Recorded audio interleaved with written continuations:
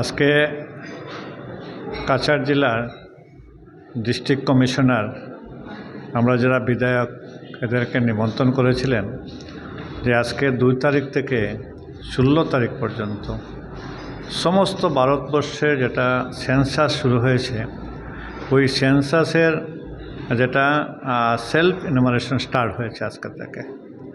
যে আজকের ওইটা ওরিয়েন্টেশন প্রোগ্রাম ছিল কীভাবে করবে জেলা প্রশাসন এবং যারা এই সেন্সাসের সঙ্গে জড়িত এরা কিভাবে কাজ করবে ওইগুলো আমরা প্রতিনিধিকে জেলা প্রশাসনের তরফ থেকে বোঝানোর জন্য ডেকে আনা হয়েছিল।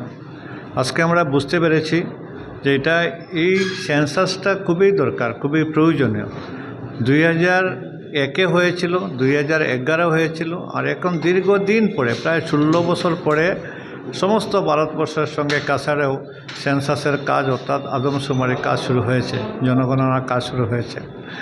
এই জনগণনার কাজ আজকে থেকে শুরু হয়েছে। যারা মোবাইলের মাধ্যমে, যারা ল্যাপটপের মাধ্যমে যারা সেলফ ইনুমারেশন করবে, যারা নিজের তথ্যগুলা আপলোড করবে। এরপরে 17 তারিখ থেকে ঘরে ঘরে যাবে, যাওয়ার পরে ঘর থেকে তারা কালেকশন করবে যে ঘরে কতজন মানুষ আছে, কি আছে, সমস্ত তথ্য যারা এসপার যেটা ফরম্যাট মতো তথ্য নিয়ে আসবে।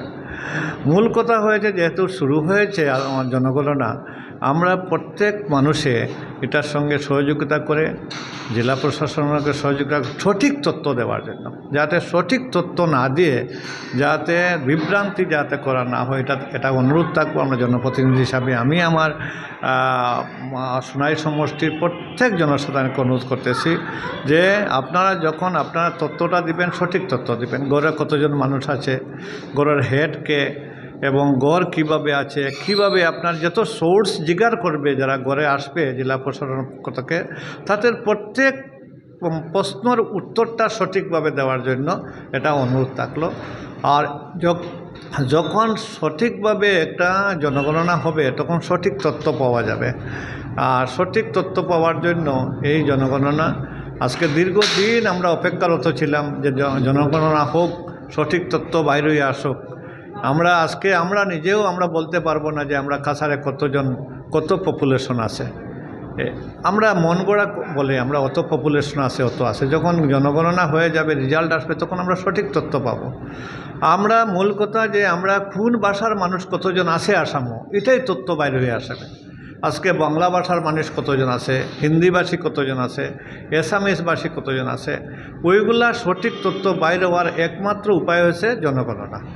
এর কারণে এটা শুরু হয়েছে ভারতবর্ষে, আর এটা সঠিকভাবে হোক, সঠিক তথ্য হোক, এটাই আমার। আগে আমরা দেখেছি এনআরসির বেলা, এনআরসির প্রক্রিয়ার এটা প্রক্রিয়া প্রায় সমান। এনআরসিতে এরকম হয়েছে যে মানে প্রক্সি হয়েছে, একজনের ডিউটি পেয়েছেন, তার ডিউটি হয়তো তার হাজব্যান্ডে পালন করেছেন, একজনের ডিউটি পেয়েছেন তার চেনে অন্যজন জানা একজনের ডিউটি পালন করেছেন। যাতে এনআরসির বেলা যেটা হয়েছে, যাতে সেন্সাসের বেলা এটা না হয়, যাতে কোনো একজন এমপ্লয়ি যদি আমাদের দৃষ্টিগোচর হয় যে প্রক্সি করেছেন, প্রক্সি পার্সন হয়েছেন, তাহলে আমরা জেলা প্রশাসনের দৃষ্টিগোচর করব, এটা ব্যবস্থা নেওয়ার জন্য বলবো। আচ্ছা, আরেকটা প্রশ্ন, 2011 সালে যখন সেন্সাস হয় সেই সময় বদরুদ্দিন আজমল চরবাসী বা আমি তো বলবো বরাক উপত্যকার যারা বেঙ্গলি মানুষ আছেন, এদের তারা বেঙ্গলি তারা ল্যাঙ্গুয়েজ মাতৃভাষাটা লেখার জন্য ব্রহ্মপুত্র উপত্যকাতে যারা যে ভাষার মানুষ আছেন, কেউ যদি বাংলাভাষী মানুষ থাকেন বাংলায় লেখুক, তার মাতৃভাষাকে কেন বিসর্জন দিবে? কারণ মাতৃভাষা মানুষের মূল, মা এবং মাতৃভূমি এটা হয়েছে মানুষের মূল। যাতে ব্রহ্মপুত্র উপত্যকার বঙ্গবাসী মানুষে যদি বাংলা লেখে কোনো অপরাধ হবে না। বদরুদ্দিন সাহেব বলেছেন, কী কারণে বলেছেন জানি না। আজকে আসাম সাহিত্য সভার যারা সভাপতি এরাই বলছেন যে বঙ্গমূলকর যারা মানুষ আছেন এরা আসামি বুরুঞ্জিটা জিতা রেখেছেন। যে এটা বোঝা যায় যে শহর অঞ্চলের যারা মানুষ যারা বাংলা ভাষায় কথা বলে এরা এসামিস ভাষায় সেন্সাসে 2011 লেখার কারণে আজকে এসামিস ভাষাটা জীবিত হিসাবে আছে, এটা আমার কথা না, এটা আসাম সাহিত্য সভার যারা এরা বলেছেন। হয়তো এবার এরা কী লিখবে এরা বিবেচনা করবে, এরা রাইট, আমার কথা এরা পরিবর্তন করবে না। বরাক উপত্যকার বঙ্গবাসী মানুষকে আমি বলবো তাদের মাতৃভাষাটাকে কাটে।